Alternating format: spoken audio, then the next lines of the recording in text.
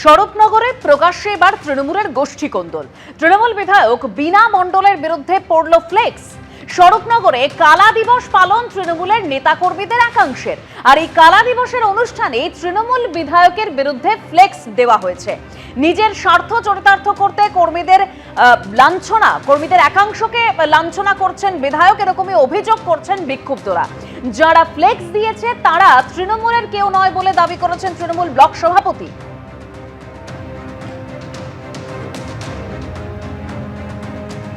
আমরা 2025 সালের 2রা জানুয়ারি এইখানে একটা তৃণমূল দলের 600 কর্মী নিয়ে আমরা একটা নৈশভোজনের আয়োজন করেছিলাম। যথারীতি সেই আয়োজনের পরে কোনো একটা ছোটোখাটো বিষয় নিয়ে এমএলএ ম্যাডাম পরের দিন সকালবেলা 3 তারিখ থানায় বসে সেই যেখানে যতগুলো তৃণমূল কর্মী ছিল তাদের নামে পক্স করে দিল, তার 9 জনের নামে, তার ভিতরে আমি একজন আসামি। সেই কারণে আমরা আজকে আবার নতুন করে 2রা জানুয়ারি এই দিনেই সেটাকে কালা দিবস হিসাবে পালন করছি। এই ফ্লেক্স দিয়ে বিধায়কের বিরুদ্ধে এই ফ্লেক্সটা আমরা দিয়েছি এই পর্যন্ত 23 সাল থেকে আজকে 2রা জানুয়ারি এই পর্যন্ত 217 জনের নামে উনি মামলা করেছেন। তার ভিতরে 10 নম্বর সিরিয়াল একটা আছে, একটুখানি দেখিয়ে দিই। 10 নম্বর সিরিয়ালে কেস নাম্বার আছে হচ্ছে 1144। ওইটা 1144 না, ওটা 1188। আপনারা কি চাইছেন? আমরা চাইছি সারা স্বরূপনগরে 4র্থবারের জন্য মমতা ব্যানার্জি সারা পশ্চিমবাংলার মুখ্যমন্ত্রী হয়ে আবার আসুক, কিন্তু স্বরূপনগরের ক্ষেত্রে আমরা নতুন মুখ চাইছি। আমি বলতে চাইছি যে স্বরূপনগরে নতুন মুখ কেউ আসুক, আর আমরা এই এমএলএ কে আর চাচ্ছি না।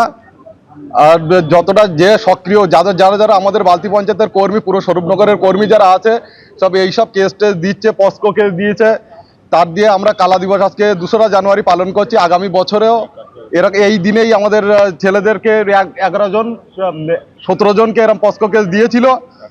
তা আমরা এই মুখ আর চাইছি না। আমরা চাচ্ছি যে এই আমাদের বিধায়ক চেঞ্জ করে আমাদের নতুন মুখ আসুক স্বরূপনগরে।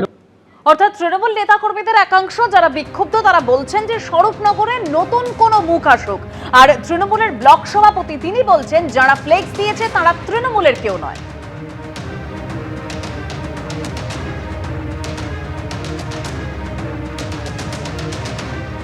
এরা তৃণমূলের কেউ বলে আমরা মনে করি না, কারণ ওরা এখন বিজেপি, সিপিএম, আইএসএফ, কংগ্রেস এদের সাথে হাত মিলিয়ে এগুলো করছে, এবং যেটা করছে সেটা ওরা যদি তৃণমূল কংগ্রেস করে তাহলে এটা ওপেনলি করতে পারে না। এটা ওরা পার্টির যদি প্রকৃত পার্টির যদি ভালো চায়, দলের ভালো চাইলে এটা করতে পারে না। তাহলে আমরাও এরকম অনেক কিছু আমাদের কাছে রেফারেন্স আছে, আমরাও করতে পারি, কিন্তু আমরা দলের ভিতরেই রাখতে চাই। ওটা প্রকাশ্যে আনা ওদের একটা স্বভাব, সে কারণে ওটা প্রকাশ্যে আনছে। আর স্বরূপনগরের তৃণমূলের এই গোষ্ঠী কোন্দল নিয়ে বিজেপির কি প্রতিক্রিয়া রাখবো এবার। এখন গোষ্ঠী দ্বন্দ্বের জেরে তৃণমূলরা নতুন মুখ চাইছে, কিন্তু সারা পশ্চিমবঙ্গের মানুষ আর তৃণমূলকেই চাইছে না। স্বরূপনগরের মানুষ এই 2 বিধায়কের অনুগামীদের দ্বন্দ্বে তিতি বিরক্ত। সাধারণ মানুষের নামে এক পক্ষ কেস দিচ্ছে, আবার সেই কেসের বর্ষপূর্তিতে বনভোজন হচ্ছে, ফ্লেক্স লিখছে যে বিধায়কের বিরুদ্ধে তারা নতুন মুখ চাইছে, বিধায়ক ছি। মানুষ এই সমস্ত বিষয়ে আর গুরুত্ব দিতে চাইছে না। মানুষ শুধু অপেক্ষায় আছে, মাত্র 2 মাস পরে নির্বাচন, এই স্বৈরাচারী সরকারের কখন মৃত্যু হবে। ভুল পথে চলে গিয়েছিলাম, গলবস্ত্র হয়ে ক্ষমা চাইছি। পূর্ব মেদিনীপুরের ভগবানপুরে গলবস্ত্র হয়ে ক্ষমা প্রার্থনা শিশির অধিকারী। একই সঙ্গে 26-এর ভোটে বদলের ডাকও দিলেন বর্ষিয়ান এই রাজনীতিবিদ। দুর্নীতি ইস্যুতে নাম না করে বিঁধলেন তৃণমূলকে।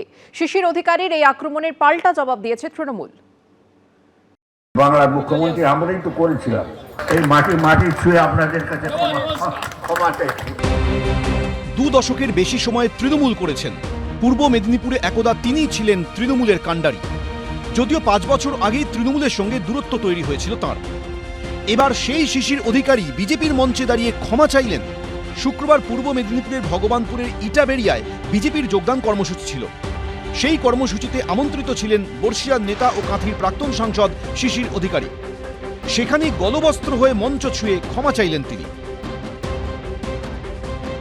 বাংলার মুখ্যমন্ত্রী আমরাই তো করেছিলাম। আজকে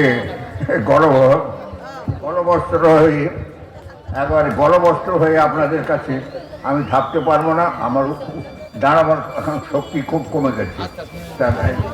গলবস্ত্র হয়ে প্রণাম পূজা করে এই মাটি ছুঁয়ে আপনাদের কাছে ক্ষমা চাইছি, ক্ষমা করে দিবেন। একটা ভুল পথে চলে গেলাম এবং সেই ভুল পথে আপনাদেরকে সঙ্গে নিয়ে গেলাম, আপনাদের কিছু আমরা করতে পারলাম, আমরা চোখ থেকে ঠস করে জল পড়ে যায়। আমি ভুল করেছিলাম, আপনাদেরকে সেই পথে চালিত করেছিলাম, আপনারা ক্ষমা করবেন। এতদিন হয়তো ছেলে ওকে চাপ দিয়ে ঘাট ধরে এই ক্ষমা চাইয়েছেন। সবাই তো বলে যে দীর্ঘদিন শিশিরবাবু তৃণমূলে আর ওর ছেলে বিজেপিতে ছিলেন, এবার নিশ্চয়ই শুভেন্দু চাপ দিয়েছে, কিন্তু শিশিরবাবুকে কখনোই আমার খুব রাজনৈতিক লোক বলে মনে হয়নি। মন্ত্রী আমাদের সাথে ছিল, কি মন্ত্রিত্ব করেছে আমার জানা নেই। উনি গলবস্ত্র ক্ষমা চাইছেন ছেলের হয়ে দুটো ভোট পাওয়ার জন্য, আমি এর কোনো গুরুত্ব দিই না। 2009 থেকে তৃণমূলের টিকিটে টানা 3 বার জিতে কাঁথির সাংসদ হয়েছিলেন শিশির অধিকারী। তৃণমূলে থাকাকালীনই কেন্দ্রে ইউপিএ সরকারের প্রতিমন্ত্রীও হয়েছিলেন, কিন্তু ছবিটা বদলায় 2021-এ।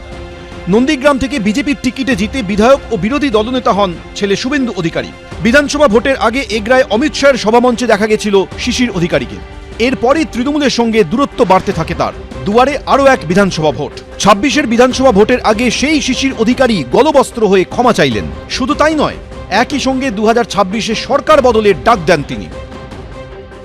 এই ধরনের কথা বলে মানুষের কাছে ক্ষমা চাইব বলে নাটক করলে মানুষ ক্ষমা করেন না। বর্ষিয়ান মানুষের এই সস্তা রাজনীতিটি করা ঠিক হচ্ছে না। এখন আপনাকে যেতে হয়েছে কোনো কারণে বিজেপিতে, তার জন্য তৃণমূলে যাওয়াটা ভুল। তাহলে তো মমতা বন্দ্যোপাধ্যায় বা তৃণমূলকে বলতে হয় আপনাকে দলের সাংসদ বা মন্ত্রী করা ভুল। শিশির অধিকারী সুরে অবশ্য সুর মিলিয়েছেন ভরতপুরের সাসপেন্ডেড তৃণমূল বিধায়ক হুমায়ুন কবির। তেনার কথার কোনো বিরোধিতা আমি করছি না, মানুষ মাত্রই ভুল হয়। আমারও এইরকম একটা ভুল 20শে নভেম্বর 2012 হয়েছে। এই মমতা বন্দ্যোপাধ্যায়ের উপরে ভরসা করে কংগ্রেসের বিধায়ক পদ ত্যাগ করে সেদিন ওনার কথার উপরে 12/11/2012 সোমবার রাইটার্সে উনি যেসব কথা বলেছিলেন একবারে মিথ্যাবাদী। এই বাংলার মুখ্যমন্ত্রী এত মিথ্যাবাদী, এটা আমিও একটা জ্বলন্ত প্রমাণ। কাজেই আমারও একটা ঐতিহাসিক ভুল হয়েছে। অন্যদিকে এদিনই শিশির অধিকারীর সভার পরই উত্তপ্ত হয়ে ওঠে ভূপতিনগর। অভিযোগ, বিজেপির পতাকা লাগানোকে কেন্দ্র করে উত্তপ্ত হয়ে ওঠে এলাকা। তৃণমূলের বিরুদ্ধে হামলা চালানোর অভিযোগ করেছে বিজেপি। আর এই নিয়ে সোশ্যাল মিডিয়ায় সরব হয়েছেন বিরোধী দলনেতা শুভেন্দু অধিকারী, যদিও সেই অভিযোগ অস্বীকার করেছে তৃণমূল। ঋত্বিক প্রধান, কৃষ্ণেন্দু অধিকারী, বিটন চক্রবর্তী, এবিপি আনন্দ। এবিপি আনন্দ, এগিয়ে থাকে, এগিয়ে রাখে।